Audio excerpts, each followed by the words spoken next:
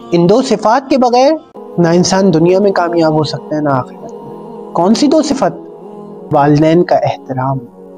والدین کا احترام، آپ دیکھیں جو بھی کسی مقام پر پہنچا ہے اس کی زندگی میں اپنے والدین کا احترام دیکھیں۔ آغا مراشی نجفی کس مقام سے خداوند عالم نے انہیں نوازا؟ ان کی ماں نے کہا کہ جاؤ اپنے باپ کو کھانے کے لیے اٹھاؤ۔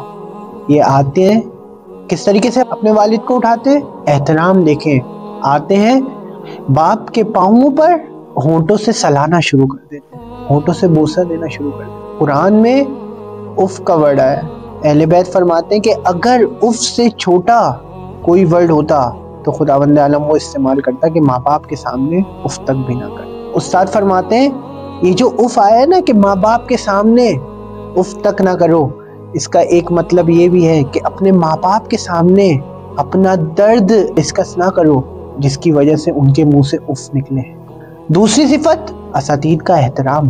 جو بھی کسی مقام پر پہنچا ہے اس کی زندگی میں اس کے استاد کا احترام دیکھیں کس طریقے سے پایا جاتا ہے کہ علماء فرماتے ہیں آج جو ہمیں یہ مقام حاصل ہوا ہے وہ اس وجہ سے ہے کہ ہم اپنے اساتید کی جوتیوں کو سیدھا کیا کریں۔ میں اور آپ اگر ان دو چیزوں کو اپنی زندگی میں اپلائی کریں، دیکھیں خداوند عالم اس کائنات کو، اس دنیا کو آپ کے قدموں میں ڈال دیں۔